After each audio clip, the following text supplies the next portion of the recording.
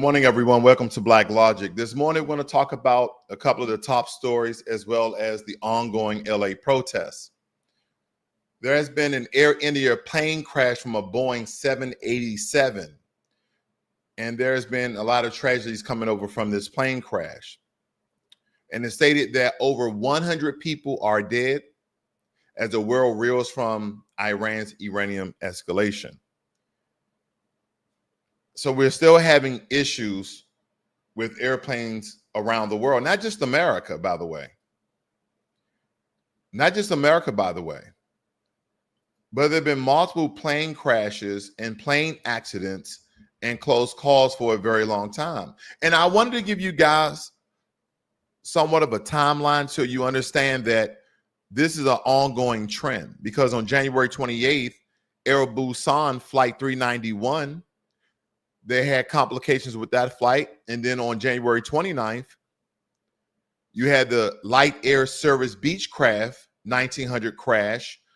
January 29th, also, you had the American Airlines flight, CRJ 700, that collided with a U.S. Army Black Hawk helicopter. And then you had incidents in February, on February 1st, 2nd, February 6th, and 17th, and February 28th. And matter of fact, the one on February 28th was a crash in Texas. So we're talking about close calls, incidents, and actual crashes. In March, look on March 6th and March 17th. Now on March 6th, General Dynamics F-16 jets accidentally dropped bombs on Busan, South Korea. So we're having all these conflict with airplanes. Now, don't get me wrong. Flying is the safest way to travel. Flying is the safest way to travel. I love to travel and fly every single time I travel. I want to just fly. I don't want to even drive. I don't want to even go on a locomotive. I want to fly. I want to get there quick and comfortably. More times than not, I like to pick premium economy. And if I can afford first class that time, first class. I'm not going to lie to you guys. I hate main cabin. I hate coach. First of all, the seats are really small. So already flying is seen a lot more dangerous than it used to be. I wonder, have there been a lot of these close calls and incidents and even crashes in previous history? So again, this definitely needs to be investigated, because the more information we have, the more than we can avoid innocent people dying from a plane crash, accident, or close call. We have to talk about Iran, because regardless of what America has stated, or the UK or NATO forces, Iran, they said we're still going to enrich our uranium, because the IAEA board voted censuring Iran for failing to account for undeclared nuclear materials. And Tehran has announced plans, the capital of Iran, plans to launch a new uranium enrichment plant and ramp up operation at its Fordo site. Now, this marks the first censorship in 2 decades and risks further escalating regional tensions. Why is everyone in Iran's business? Because the world, in some regards, or the Western countries, have deemed Iran a terroristic state. So we can't even trust your government that you're going to do the right thing by uranium. You're stating that it's just for energy, but we also believe that it's to make nuclear warheads and nuclear bombs. So again, that is why the world is chiming in on this, and that's why they voted that Iran is a terroristic state. Not stating that every citizen and everybody that lives in Iran is a terrorist. No. We have evidence to believe that people who are running your government, or the people who are being influenced by your government, have ties to terrorism. That's what it's stating. Because I know a lot of times people are very hyperbolic about how people are being labeled, and they're not just listening to what people are actually saying. So again, the way America is somehow labeled in the international stage, they believe that Americans, right, regardless of race, to a certain perspective, are supremacist. I digress. So what is America doing with Israel? Because now Israel is thinking about attacking Iran. Now, officials in the U.S. and Europe reported that Israel is readying potential military strikes targeting Iran's nuclear facilities if diplomatic efforts fail. Now, this move follows Iran's announcement of new enrichment capabilities, which I just informed you guys of, and has led to partial evacuations of U.S. embassy staff in the region. And again, these ties to America is because America is funding and giving resources to Israel. So now Israel may be in a two-headed war, one against Hamas, which is, to the most part, they've almost been defeated to a certain degree. And now they're about to go into war with a very large country, considerably, who have a lot of resources, who has a lot of friends. I'm pretty sure Iran and Iraq are partners, are allies, even if it's not public. I'm pretty sure certain countries like Saudi Arabia, maybe very neutral. Again, this is my conjecture. That could be very, very possible. So again, who's going to be funding that? The American taxpayer. The American taxpayer. It's important that we understand where our money is going to and what for reasons. What are the reasons? And do not forget, when people say we live in a democracy, did you know if we actually live in a purist liberty democracy, we will vote on every legislation as a people, not as a representative. I want you guys to think about that. When you guys select the person you want to vote for, and then we elect that person we wanted to win, right? Because by your votes you cast, okay, they win the majority, they win the popular vote, whatever. They become in that position, whatever position they would run in to represent you. So in a true democracy, when legislation is proposed, or we can even propose legislation, we will all have a vote. See, we don't have a vote. We have representatives who vote for us. Now, according to the Constitution, this is not a democracy. According to the Constitution, this is a republic. But everybody keeps saying democracy, democracy, democracy. And we don't understand that we live in a republic, and that's why you have representatives, congressmen and congresswomen, and senators. You have all these echelons. So again, we the people, once you vote that person into office, we the people have no power. The only thing we can do is protest. I digress. Because now I want to head right into the heart of the broadcast with no other than Kim Kardashian's pro-ICE protests. Pro-ICE protests. Kim Kardashian. And then at the end of this broadcast, or near the end rather, you guys really need to stay tuned, because I'm going to give a very concise, comprehensive breakdown of the relationships between Hispanic/Latinos and Black Americans. The reason why this is significant, because the race component, even though we were wanted to disappear, even though we would want to avoid the conversation, even though if you keep bringing up race, then race will already exist. No, it's going to exist regardless, because it lives in people's subconscious. It's actually just embedded in America, because Black Americans are always fighting for people to understand the contributions we made to this country in our very tragic past.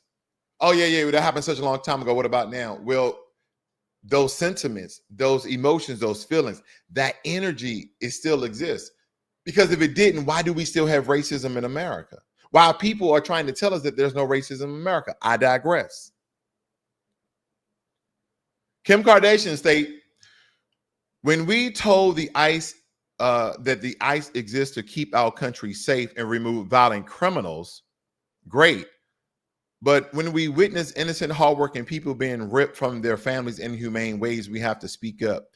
We have to do what's right. Let me tell you what's 1000% wrong with Kim Kardashian's message. She stated again, When we were told that ICE exists to keep our country safe and remove violent criminals, that's not why ICE exists. That's not why ICE exists. Why do everybody believe that we only have to go after the violent criminals? What does that indicate? What does that indicate? That means that they have to commit a crime. That means some innocent American, some innocent person may be harmed or killed or stolen from or whatever, but they have to commit a crime for us then now to deport them, even though they were illegally in the country. Wow. So that means when all these illegal people come inside the country, again, they come from all the countries around the world. I'm not focusing on Central America, but that's where the mass concentration of them come from. Okay.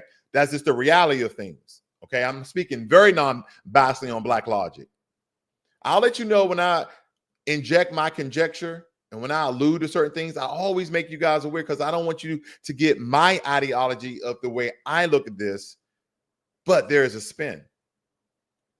Growing up in LA, I've seen how deeply immigrants are. They are our neighbors, friends, classmates, co-workers, and family. No matter where you fall politically, it's clear that our communities thrive because of the contribution of immigration. We can't turn a blind eye when fear and injustice keep people from living their lives freely and safely.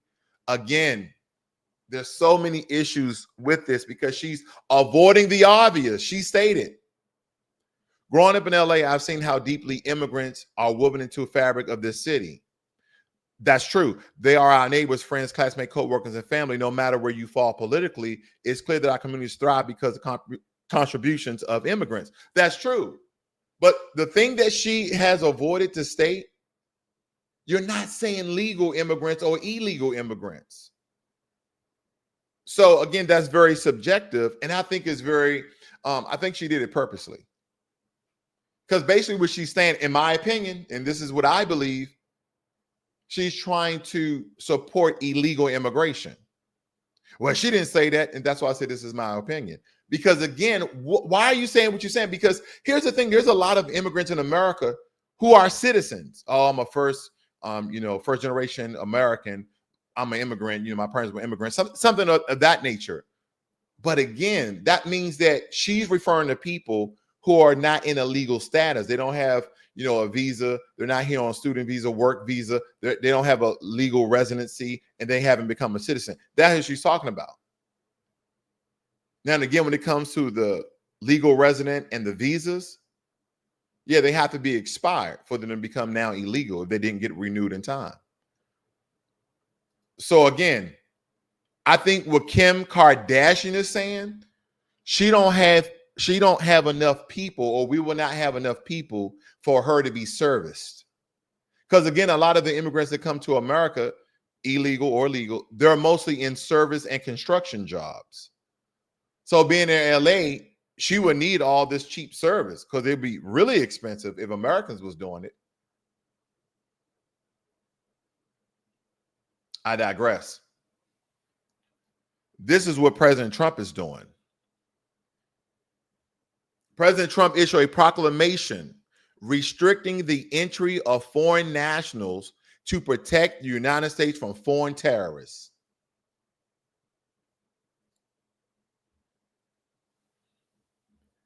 Reimposing travel restrictions on nationals from 12 countries: Afghanistan, Iran, Libya, Haiti, Somalia, etc.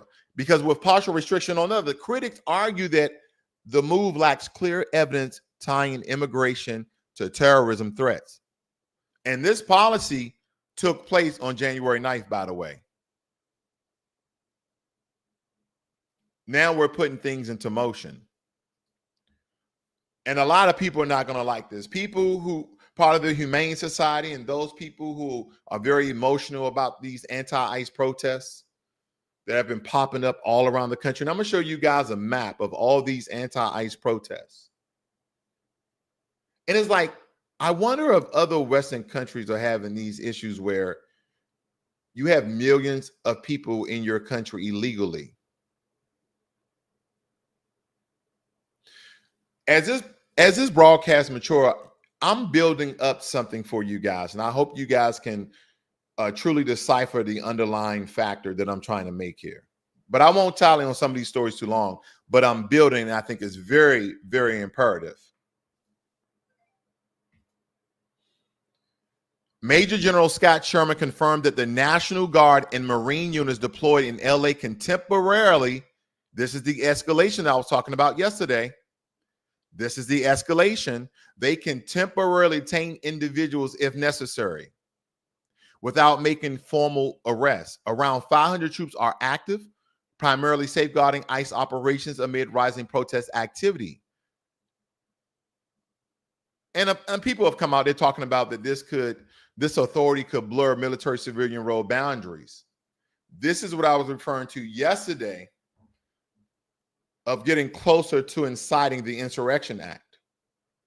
That's basically going to police-rise military personnel. Now, I want you guys to hear this very, very quickly.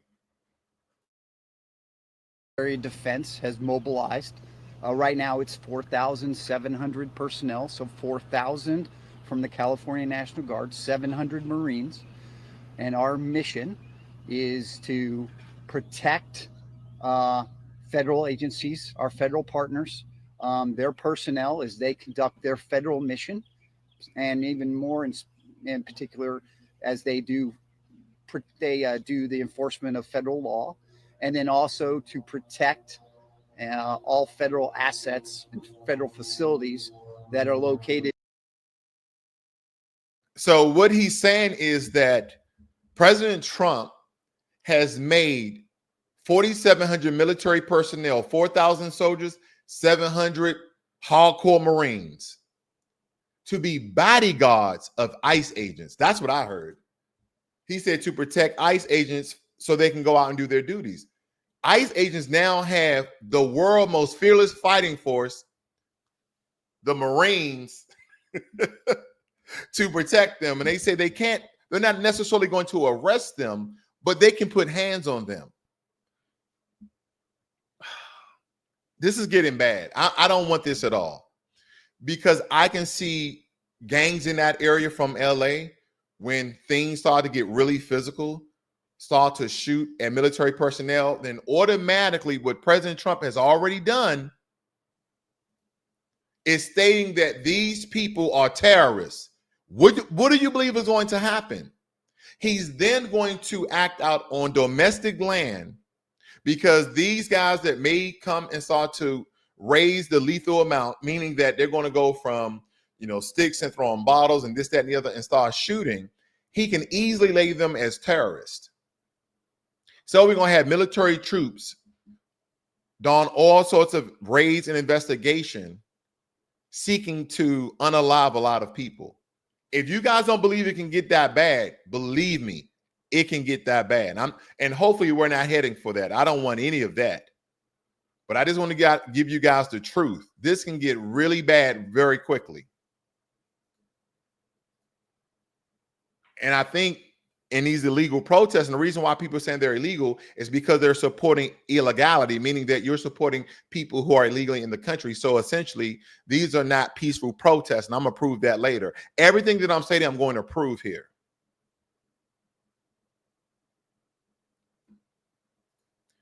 What to know about these No King protests against Trump's policies on Saturday? Well, I want to make you guys very aware of the No Kings. Here we go. This is very important for you guys to know about groups like this. It says, why is it called No Kings? The No Kings thing was orchestrated by the 50-51 movement, and a national movement made up of everyday Americans who stand for democracy against what they call the authoritarian actions of the Trump administration. And that name simply means 50 states, 50 protests, one movement. Protests earlier this year have denounced Trump and billionaire advisor Elon Musk, the new form of the Trump efficiency. So this is old, but this is where this group has come from, because these are the ones who've been holding a lot of these rallies and protests. Because nearly 2,000 No King rallies symbolically opposing aristocratic rule are expected across the U.S. on June 14th, this Saturday, coinciding with Trump's Army Parade and 79th birthday event sprawled from Connecticut to California. Now, with major turnouts in San Francisco, Chicago, Florida, and Houston, protests aim to highlight concerns over this so-called radical judicial integrity and immigration enforcement. This is going to get bad very quickly. Unfortunately, I don't believe we're at the end of a lot of these anti-ICE protests, and this is going to get bad, or worse rather, before it gets good. Let me show you guys this map of protests have already been occurring. Protests reported since June 6th. We've had protests all around America. Now, it's probably a good time to live in South Dakota, North Dakota, Utah. But nonetheless, they've been having all these anti-ICE protests around the country.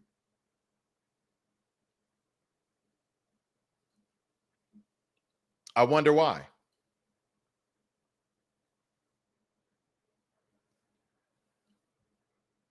This is everybody who's opposing immigration law in America.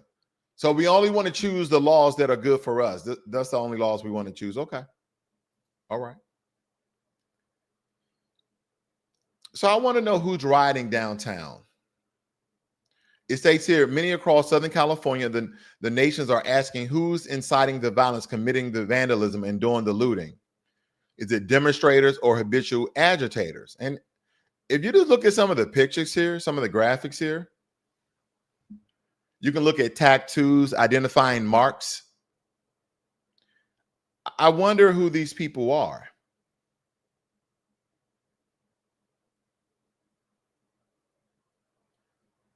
Because these debates swirls around whether violence stems from genuine protesters or outside agitators, a claim trending after earlier events like January 6th.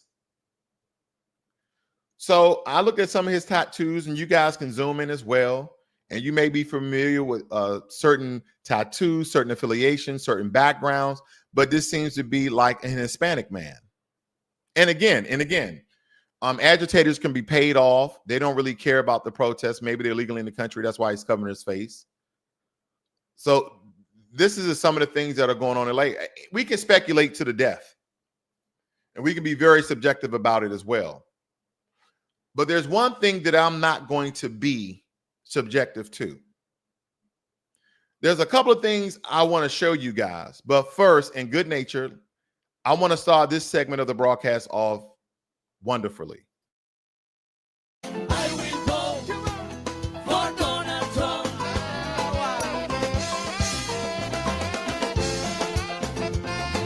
I will vote for Donald Trump. Let's do it. Latino for Trump. I will vote for Donald Trump. All right. I had to put us in the spirit of this next segment of the broadcast. I just think it's very important that we understand this. So first and foremost, I played that song for you guys to understand there have been a very large percent of the Latin Hispanic community that voted for Donald Trump. And I'm not going to speak into conjecture. I'm just going to give you the numbers very unbiasedly, and I'm going to give you accounts. So we saw a whole band, and granted, the song was actually catchy, really good beat. It was either salsa or merengue. I'm not too familiar, but nonetheless, there was a large gathering. Okay, so again, let me set the premise of this next segment. Jeremiah Arando, Fresno, posted this video on TikTok capturing the moments as he made his way from a nearby parking lot to the anti-ICE rally in downtown Fresno Monday. You gotta always go what you believe in, man. Follow your beliefs. He has a sign up. Hopefully you guys can see it. I know it's pretty small over here, but he has a sign. All a pro-Trump Hispanic. Give me 1 second. I guess I can't increase the size, but he's holding up a sign that states Latinos for Trump. We voted for this. And he's a Latino, man. Let me show you him again. Yesterday, as soon as he showed up at the anti-ICE rally that was held in downtown Fresno. Fox 26 News reporter Myra Franco shares why he says he felt the need to attend. He recorded the entire incident, right, Myra? He ended up leaving with bruises. All of that was caught on camera, so let's take a look at what happened. Jeremiah Arando, Fresno, posted this video on TikTok, capturing the moments as he made his way from a nearby parking lot to the anti-ICE rally in downtown Fresno Monday. You gotta always go what you believe in, man. Follow your beliefs. Finna run into this whole crowd. I didn't see not one of them with me. You know, I'm suited and booted. Ready for action, ready for war. Line into the air. Then this happens. What you want to do? What you want to do? What's up? What you want to do? What you want to do? What's up? What you want to do? Get the fuck out of here. I got it on me. I got it on me. I'm better back the fuck up. Exactly. Aranda sat down to talk with us about what motivated him to attend the rally. My main intent, honestly, was to be a voice for my side. Honestly, I went into it thinking that there were going to be at least a few of people on my side that I could band together. I honestly, genuinely thought that. And I mean, shortly found out real early in the video that I was the only one in the city, probably, that supported Trump that was actually there. He says even though he was Well, there you have it, ladies and gentlemen. And I'm pretty sure he's speaking for a percentage of his community. But basically, we said that there's a lot of Latinos and Hispanic that voted for President Trump. I really thought there would be other people there. Now, he could have just been trolling or being an agitator, so to speak. But those people attacked him. And again, that's only representing a very small percentage. I get it. But again, the more evidence, information we get, we're starting to understand that there's part of the Latin Hispanic community that is against illegal immigration. Then there is another side of that community that is for illegal immigration because maybe they have a family member, friend, loved one, or even themselves may be illegal.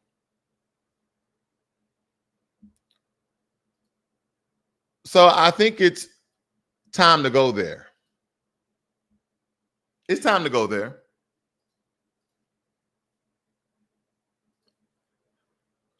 When we speak about anti-Black and colorism in Hispanic Latino communities, a lot of people highlight that anti-Black racism is systematic within Hispanic communities, not merely individual bias, not merely individual bias. Now, Tanya K. Hernandez writes, it's a systematic problem within Hispanic communities rooted in colonialism, contradicting the myth of multicultural harmony. Now, Pew Research found that 32 to 40% of dark-skinned Hispanics report discrimination from other Hispanics or for being perceived as not smart, facing stops by police or being told to go back to your country. Hispanics being discriminatory against themselves. It states here that a Pew Research study published in November of 21 found that 41% of Hispanics with darker skin report experiencing discrimination by someone else who is also Hispanic. In comparison, 25% of Hispanics with lighter skin report experiencing the same. Experience of discrimination include being treated as if they were not smart, being told to go back to their country, or facing unfair police stops. So it's happening to the Black Hispanics as well. So this is not a cultural thing. This is a race thing. And so when foundational Black Americans state that we're not going to get off our square to support a group that have not supported us in the same large numbers that we have in the past to pass a lot of these immigration laws, a lot of these social rights, a lot of these civil rights, that we're not going to know that we're going to sit this one out. Absolutely. This has nothing to do about us trying to be prejudiced or racist towards Hispanics or any other group. This is about Black Americans focusing on themselves, empowering themselves, trying to do better for ourselves, and try to get some legislation for ourselves to pass, because we understand when we helped out other people, when we assisted other groups, when we protested for other causes, it has never been beneficial for us. It has never been beneficial for us. Absolutely not. In 2022, You guys recall that incident when the LA City Council president, Nuri Martinez, was referring to a black child, I showed that yesterday, as a monkey and hurling slurs at indigenous people. And this triggered her resignation. Go look it up. Nuri Martinez, LA City Council. She resigned after that. And it highlighted how anti-black and anti-indigenous attitudes are embedded within Latino communities. Well, I guess if we go back to 1937, it states here that Leon, it says the political party founded in 1937 in Leon, Squanacrism, that is in opposition to policy established after the revolution of 1911, especially in opposition to the anti-clerical laws. It goes on to state that it originated at the instigation of a German professor of languages, Enguajardo. It says, it goes on, who was a member of the Nazi Party, Nazi Party, and a German intelligence agency during World War I. The movement opposed communism, liberalism in the United States and supported the fascist dictators, Mussolini and Adolf Hitler. Can we talk about it? Colonial legacy. Because the enduring idea of racial mixing, often masking color hierarchies, means lighter skin is preferred and darker skin is devalued, which has always been.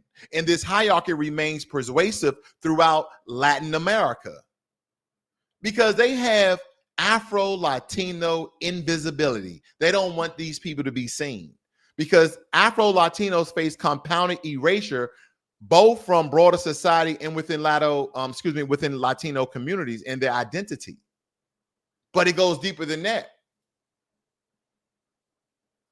When you have even brown skin Latinos, they have been very prejudiced and racist towards black people as well, especially black Americans.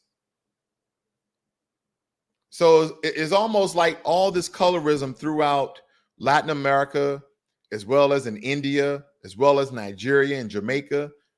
The lighter you are, the smarter you are, the better looking you are versus the darker you are, the dumber you are, and the uglier you are. But I'm building while you don't see them supporting us. And now that the veil is from our eyes, now that we are no longer blinded, we're not supporting them. And this is not hatred. This is not dislike or discontent, but we understand you have a racial bias towards us. And then secondly, you never showed us that you're going to support us. But where did it start? That's where I'm at. This is how ideology starts. It starts from a very long time ago and it starts to build and people start to believe it instead of just the truth. People hate the truth because it makes your brain go haywire. How did it start? The rise of white nationalists, Hispanics, because Nick Fuentes, he identified himself as a white supremacist. And we're going to give you some evidence because there are Mexican neo-Nazi groups that have existed since the 1930s. Again, Mexican neo-Nazi groups have existed since the 1930s. We're talking about gold shirts with a modern resurgence. They have a very modern resurgence online. Over 28 neo-Nazi black metal bands operate clandestinely. They are separated throughout the US and Mexico. Again, 28 neo-Nazi black metal bands operate this way, with concerts openly displaying swastikas, the Heil Hitler signs, and this far-right nationalist front of Mexico, also known as FNM, is neo-fascist with neo-Nazi factions. So here's a brown Latino. You can tell that he's not a white man. If anything, he looked like he has some sort of African ancestry. But because what his ideology is and what he identifies as, You have white supremacist groups or people who deem these groups to be white supremacists to start recruiting and accepting Latinos.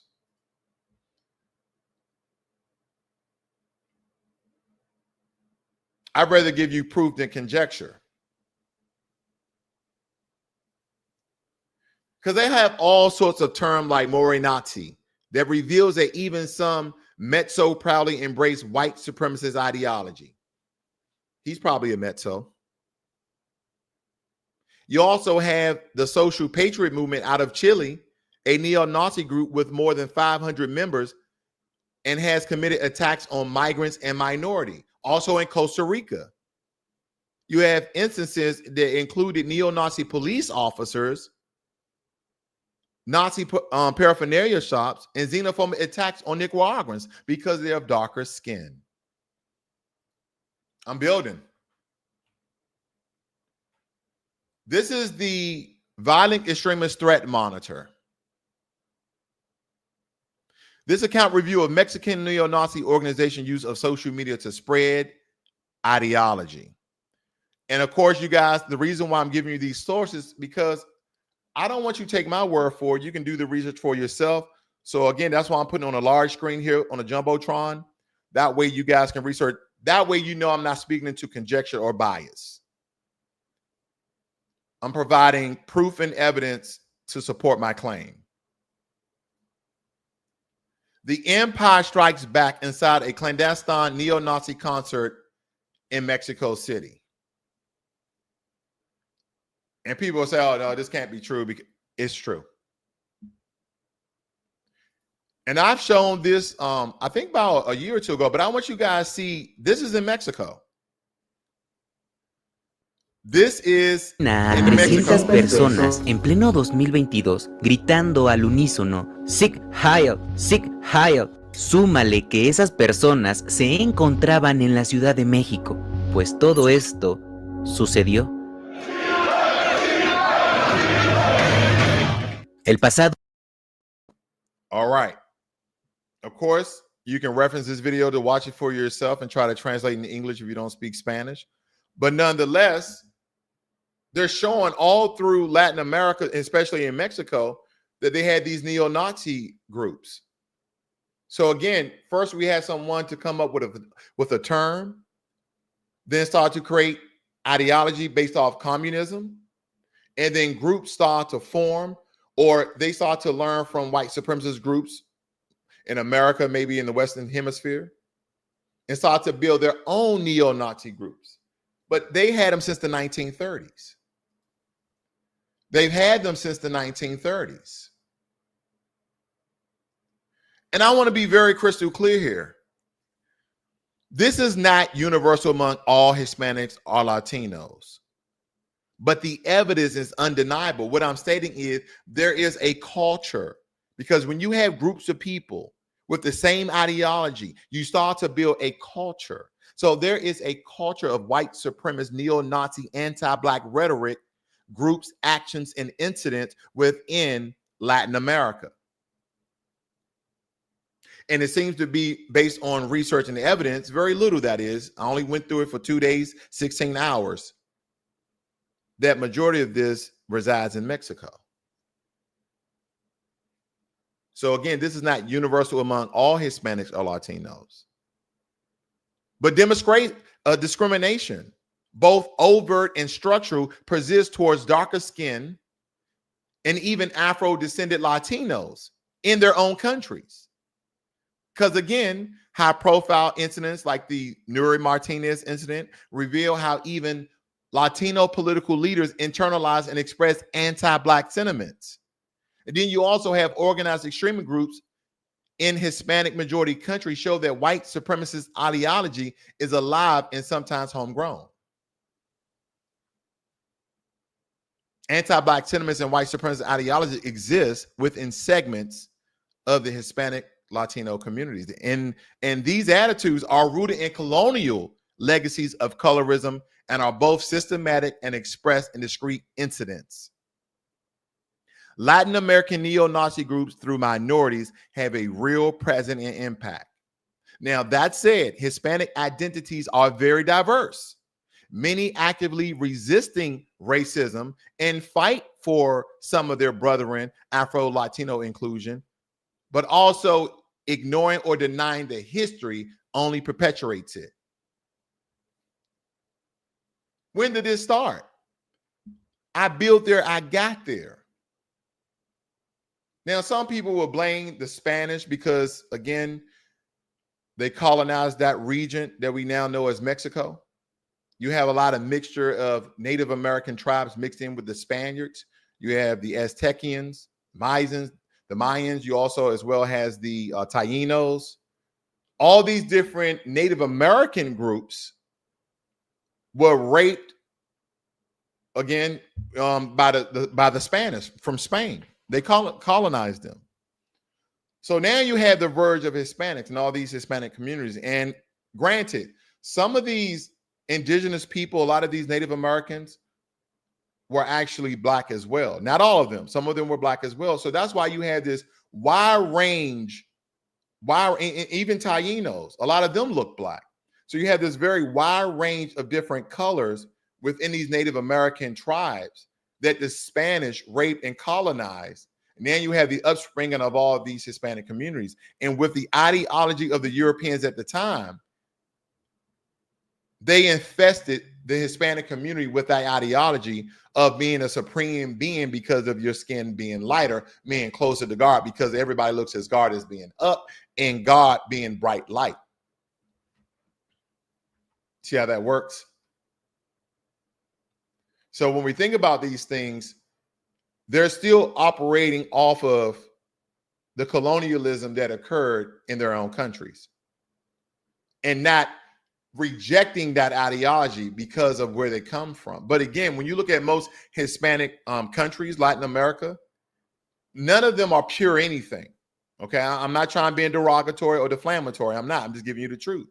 Mexicans are mixed up of different Native American tribes and Spaniards, just as Ecuador, El Salvadoran, et cetera, et cetera, et cetera. All through Latin America, they're mixed with something. And what I mean by mixed now, a lot of Black Americans are mixed as well. But because of African ancestry and the genes being so strong, we're easily recognizable. That's why in the Hispanic community, you have some people who can even consider themselves white, but they know they're Hispanic because maybe someone in their bloodline is either dark brown, medium brown, or even black. But they have this whole culture of trying to lighten their race. They even have a term for it.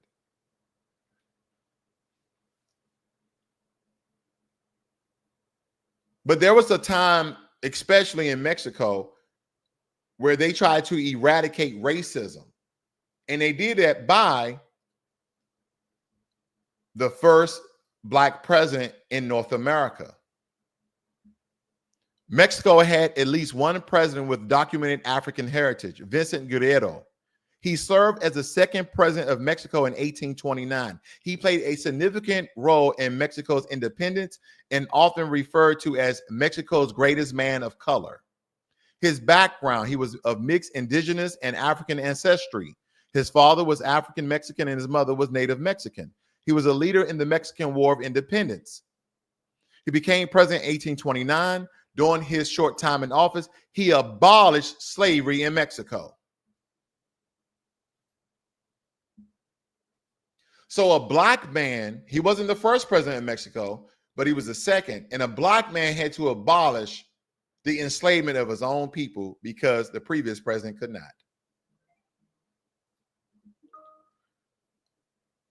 Guerrero is recognized for his commitment to equal rights for all citizens, regardless of their racial background. He championed policies like taxing the wealthy and protecting small businesses.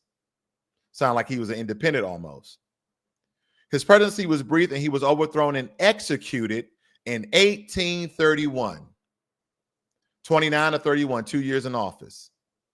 He was overthrown and executed. Why is that? Some historians suggest that his execution was potentially linked to a racial prejudice, aiming to discourage individuals of mixed heritage from aspiring to higher office.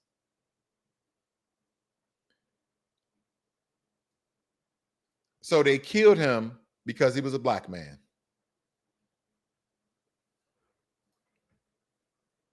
Last but not least. Now, it states here, and I don't know how to pronounce this one name here in Spanish, but and I'm just going to call it the state of Guerrero. Of course, this was named after the president, the second president of Mexico, Vincent Guerrero. It says that it is known for having the highest concentration of Afro-Mexicans, meaning the highest percentage of its population identify as Afro-Mexican. 75% of the town's approximately 27,000 residents identify as Afro-Mexican. So you know what they did, in my opinion? They played a sick joke on the Afro-Mexicans. This is my opinion. Oh no, put all those black Africans or those black Afro-Mexicans in the president's town, the second president where he was black, Vincent Guerrero. So it stay here in the state of Guerrero is known for having the highest concentration of Afro-Mexican. There's a connection there. And then the next state, which we most know, I say this all the time, is Veracruz. They have concentrated areas where they have a lot of the Afro-Mexicans. So they segregated them, in my opinion. Because a lot of people don't even know there's Afro-Mexicans. When you look up Afro-Mexican just for a picture, you're like, what? These are Mexican? Veracruz, all over the screen. The black people of Younger Mexico, these are black Mexicans. These are Afro-Mexicans. These are the ones that they don't want you to see. These are the ones that exist. And again, I'm not here to clown the Hispanic community. I just want to give you guys a very concise, comprehensive, informational breakdown on the relationship between the Hispanic community and the Black American community. Because the Black American community, for some reason, everybody goes against us. I have no idea why. We only try to help other people, and now that hasn't worked, we started to help ourselves. And now that we're public and social about it, people feel as though we're being prejudiced, or they start to call us very, racial, incendiary threats and tropes. I don't understand why. I have no idea why.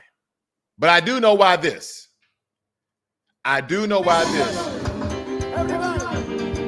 let's sing this song, everybody, together, okay? I need you loud, because I want to hear that song, okay? Again. Yo quiero que todo el mundo lo cante fuerte, para que nuestro presidente la escuche, ¿ok? En español viene ahorita. Viene ahora. 1, 2, 3, go. Oh my God, I will vote. Everybody, I will vote. Come on. Repeat. Oh my God, I will vote. Come on. I will vote. Hey, for Donald. Oh my God, I will vote. Let's do it. I will vote. Repítelo. Oh my God, I will vote. I will vote for Donald.